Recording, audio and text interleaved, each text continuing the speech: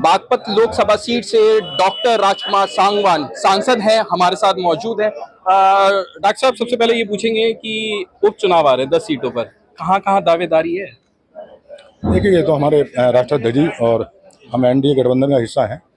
ये तो भारतीय जनता पार्टी के शीर्ष नेता तो राष्ट्रीय लोकदल के हमारे मुखिया पार्टी के वही तय करेंगे। उसी में बैठ कर तय होना कि कहाँ कहाँ लड़े। लेकिन हमारा ये कि पश्चिम उत्तर प्रदेश में आरएलडी को प्राथमिकता दे भारतीय जनता पार्टी, क्योंकि जो इस समय जो हमें संदेश देना है वो संदेश, जिस तरह का वातावरण विपक्ष इंडिया गठबंधन जिस तरह का माहौल और वातावरण बिगाड़ने की कोशिश कर रही है, तो उसमें हम अच्छी तरह से अपनी भूमिका निभाकर उनके संदेश को कमजोर करने का काम कर सकते हैं। कमजोर करने का काम हंसी के साथ यह आपने बात बोली है, क्योंकि पहले साथ में थे इसलिए? नहीं, ऐसा नहीं है। पहले तो मजबूती देते थे आप। नहीं, अब ऐसा की व्यवस्था है, और जब विचारों में बदलाव आता है तो अपने आप ही दूसरे रास्ते अपने आप मिल जाते हैं, दूसरा रास्ते चलना पड़ता है। वही सवाल है। और अभी भी जो उपचुनाव होना है, उपचुनाव में राष्ट्रीय लोकदल गठबंधन है, सीटें हमें मिले उन्हें मिले, लेकिन हम इकट्ठे लड़ेंगे। और सीटें ऐसा नहीं कि हम 2 लड़ेंगे 1 लड़ेंगे, जो 10 पर है तो हम 10 की 10 लड़ेंगे। हम लड़ेंगे तो वो भी 10 लड़ेंगे, और वो लड़ेंगे तो हम भी 10 लड़ेंगे। हम 10 के 10 पर काम करेंगे। बराबरी का रहेगा, मतलब सबके योगदान तो पूरा ही रहेगा, मतलब ये कहने का आपका। अच्छा, जैन जी भी लगातार मुलाकात कर रहे हैं, क्या पश्चिमी उत्तर प्रदेश की सीटों को लेकर ही बातचीत चल रही है ऊपर आला कमान से? ये सब उनके स्तर का मतलब मीरापुर सीट आप चाहते हैं कि होनी चाहिए? नहीं, वो तो स्वाभाविक हमारी है। मीरापुर में हमारे विधायक थे जो सांसद बन गए बिजनौर से, चंदन चौहान जी, उन्हीं से वो सीट रिक्त हुई है। तो जो हमारे सदस्य रिक्त हुए तो वो सीट तो हमें हमारी है ही है। लेकिन इसके अतिरिक्त भी हमारा जो कहना है कि और जो पश्चिमी उत्तर प्रदेश के 1-2 सीटों पर राष्ट्रीय लोकदल को भारतीय जनता पार्टी या एनडीए गठबंधन है वो और मौका दे, और अच्छा बेहतर रहेगा, अच्छा संदेश भी अच्छा जाएगा। और हम मिलकर पूरे जोश उत्साह के साथ पूरे प्रदेश में फिर दोबारा से 10 के 10 सीटों पर एनडीए गठबंधन परचम लहराने का काम करें। पहली बार आप संसद पहुंचे, पहले दिन से ही हंगामा चल रहा है संसद में, राहुल गांधी को लेकर बातचीत चल रही है, कभी अखिलेश यादव खड़े हो जाते हैं, अब जाति को लेकर बातचीत हो गई है। जाति जनगणना होनी चाहिए, आपको क्या लगता है? और जो पूछी गई जाति के जाति बता देनी चाहिए राहुल गांधी को? देखिएगा, मेरा सवाल जो आपका सवाल है, मेरा ये मानना है, मैंने पहले भी कहा था जिस दिन हमारी जो ऑल पार्टी लीडर्स की मीटिंग हुई थी सदन शुरू होने से पहले, मैंने उसमें भी बात रखी थी कि सदन की गरिमा होती है और मर्यादाएं होती हैं। सांसद को और सदन को एक मर्यादा और जो गरिमा है उसके तहत ही उसको काम करना चाहिए, चाहे पक्ष है विपक्ष है। अपनी बातें हम सदन चलें और सदन के बीच में अपने जो विचार रखें उसमें अपनी बात हम कहें, लेकिन सदन को बाधित करने से पूरा देश देखता है, जो बाधित करने से जो संदेश जाता है वो अच्छा नहीं है। तो सदन की गरिमा भी बनी रहे और जो सदन की मर्यादाएं उसके तहत हम जो वहाँ पर काम हो, सभी सदस्यों को अपनी बात रखने का अवसर मिले।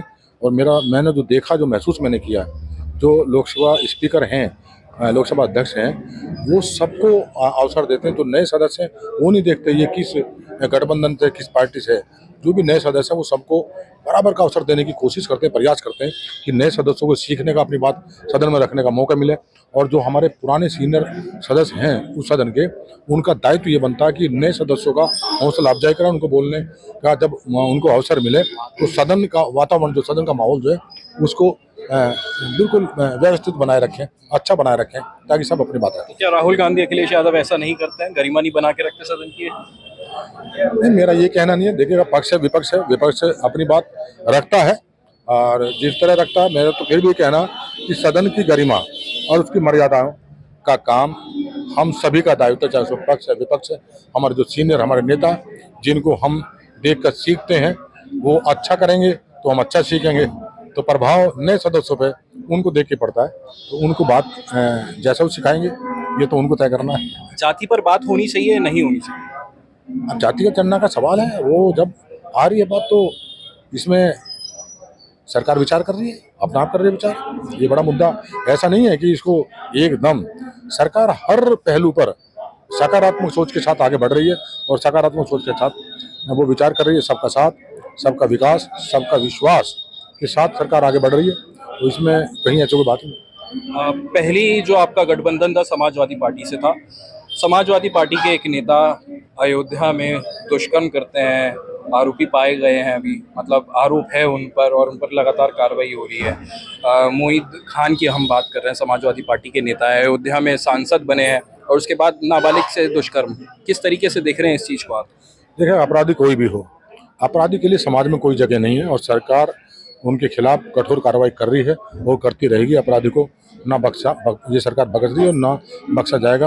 और मेरा भी मानना ये है कि अपराधियों के लिए समाज में कोई जगह नहीं होनी चाहिए। आपने भी अपनी लोकसभा को लेकर बहुत सारी मांगे रखी हैं, क्या क्या मांगे हैं? विकास होने वाला है बागपत का, और जो मुद्दे मुझे लगते हैं, जो समस्याएं मुझे दिख रही हैं, आम जनता से जुड़ी जो भी समस्याएं मुझे दिख रही हैं और जो मैं वहाँ देखता हूँ, जिन विभागों से, जिन महकमों से, जिन मंत्रालयों से, मैं उनके पास जाता हूँ और मैं सदन में भी बात रखता हूँ और उनके पास जाकर भी व्यक्तिगत तौर पे मैं उनसे आग्रह भी करता हूँ कि सबका साथ सबका विकास। जब विकसित भारत की तरफ हमारी सरकार चल रही है तो विकसित बागपत भी हो, उस पर भी काम होना चाहिए।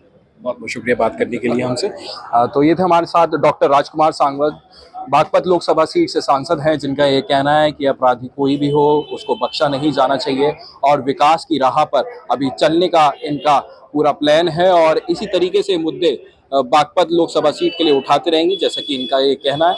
और राहुल गांधी, अखिलेश यादव को लेकर इनका ये कहना है कि सदन की गरिमा जो है वो बनाए रखनी चाहिए, चाहे वो कोई भी हो। अनमोल शर्मा, TV9 उत्तर प्रदेश, मेरठ।